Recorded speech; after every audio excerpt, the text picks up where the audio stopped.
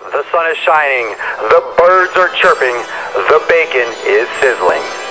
Welcome to the Daily Swole.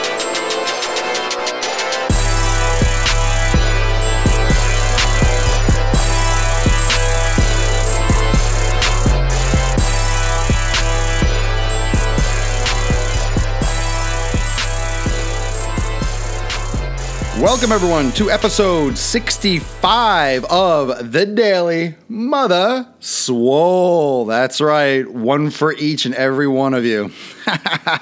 Yeah, it's Sunday fun day. I'm a little fucked up right now. No, I'm just joking. I did teach a little bit. I had a couple clients, so my Sunday hasn't started fully until right now. There's a bird on the porch. It's hot as balls. I'm going to try to get to the beach today, so I'm excited. Got my bulletproof coffee here. But I drank a lot of water this morning when I first woke up, and that's what I always do. It's been so freaking hot down here in Florida. I'm in Miami, and this summer has been a little bit, it seems like a little bit extra hot, super humid.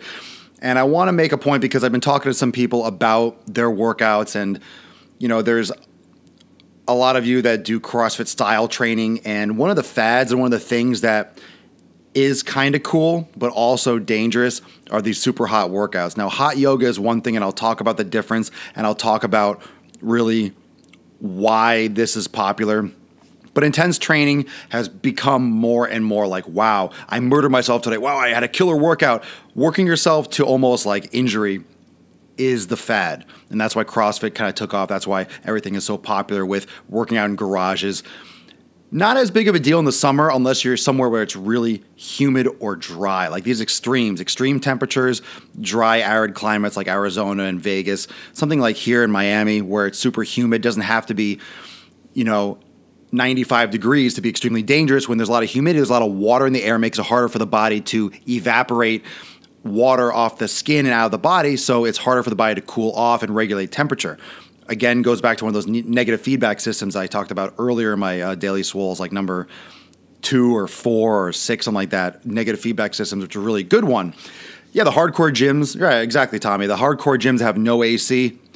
Now, it's not a bad thing. That's a lot of preference, but it's adaptation. You have to acclimate yourself. So if you go to start, let's say you start training or you move to Colorado, it will take you about a week or two to get acclimated to the elevation. So your body can produce more red blood cells to carry more oxygen. You're going to feel more out of breath until you're used to that kind of elevation living there. Same thing with sea level, same thing with humidity. It'll take a while for you to get used to the temperature and to the climate. So you have to get used to it. It's not a bad thing to work out in the heat. Okay? People do that. People live in Africa. People live in, areas where there's no AC. There's just pure heat. It's nasty and there's no air conditioning and they work out outside, but you have to get used to it. Even though you're used to it, you still have to prepare properly. So I'm going to talk a lot about hydration because a lot of these fads, a lot of these, habitual offenders in terms of exercise programs implemented by people that don't really know what they're doing, by trainers, by coaches, quote, put quotes, coaches, fitness professionals, people that own a gym. Just because they have signage, just because they have a building, just because they have equipment and it's theirs, doesn't mean they have the first fucking clue of what they're doing. And doesn't mean they're not putting you at risk. So here's how you can take your health and your life into your own hands, because you could end up with heat stroke, you could end up with exhaustion, you could really damage yourself for the long term if you're not careful. You need to drink at least half a liter to a liter of water 2 to 3 hours before exercise. You can't just show up to a gym or can't just show up to a workout and think you're just going to be hydrated because you're sucking down water at the moment. You have to drink plenty of water a long time in advance. That's why I start drinking water. I always recommend drinking 16 to 32 ounces right when you wake up, whether or not you feel like drinking, chugging it, forcing it down, getting it in your system, because then it's going to absorb pretty quickly and you'll be on the right track.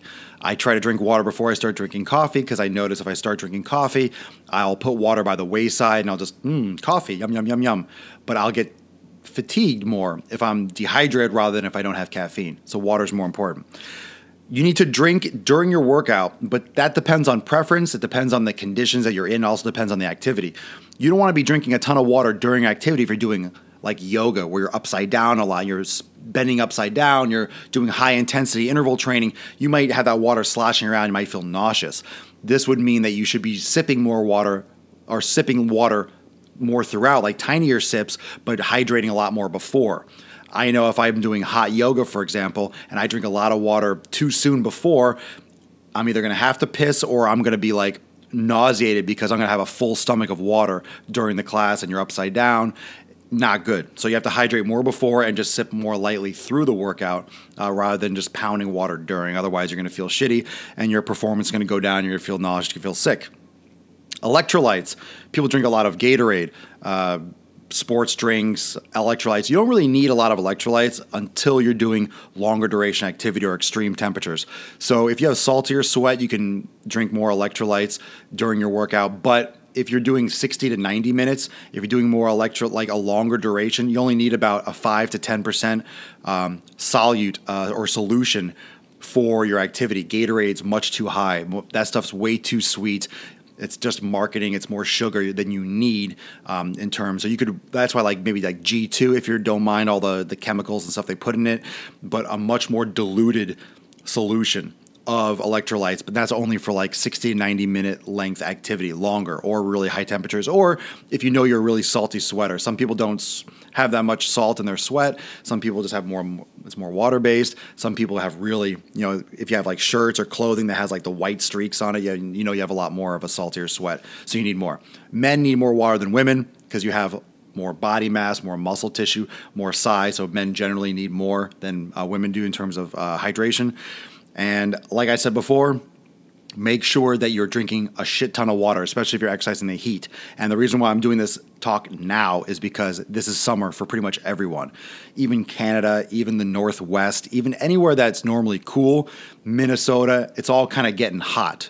And all these areas have hot summers.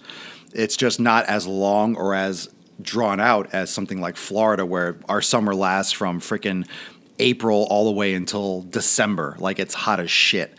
So right now it's 90, low 90s. It's humid. I know I've been down here for 10, 11 years, but I was talking to someone today. I'm not sure if it's just because we're coming out of it. Just seems like it's hotter. It just seems hotter than normal. It feels like I always say that every year, but I'm not sure if it's just really, really, really hot. No, I don't miss snow.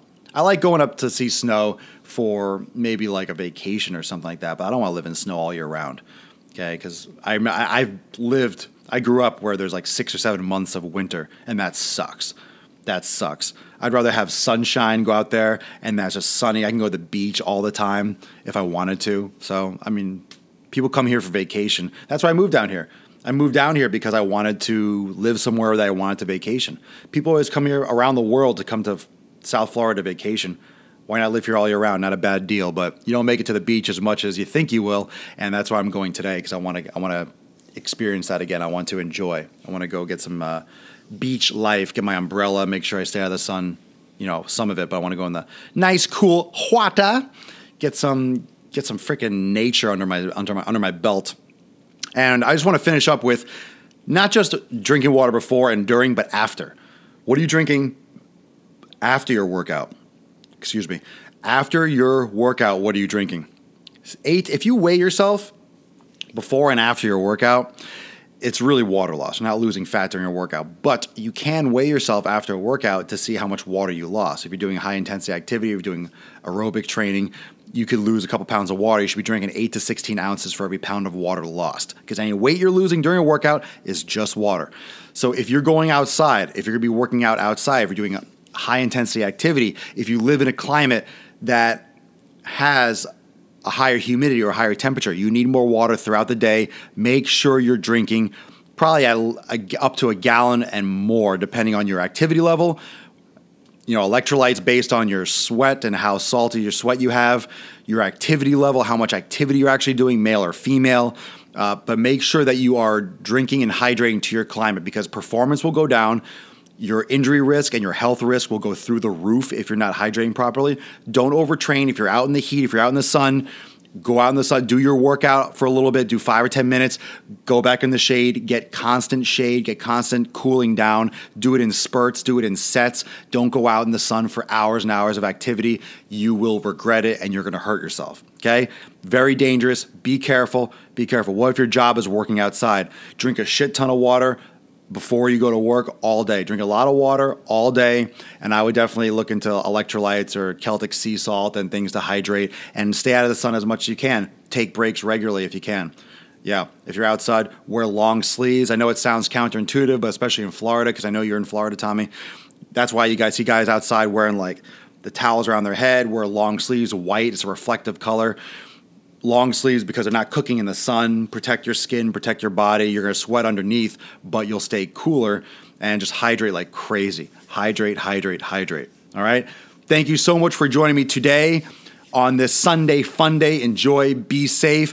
Maybe I'll see some of you at the beach. Ooh, fancy beach boy. Let's find out. Going to the beach. Little Sunday fun day. Yeah, Slick Rick showing up just when we're punching out. But thank you so much for joining episode 65 of The Daily Mother Swole. Check out all my other videos on YouTube, youtube.com/Swolenormous. I will see everyone tomorrow, Monday, for episode 66 of The Daily Mother Swole. Peace out. Enjoy your weekend. I'll see you tomorrow.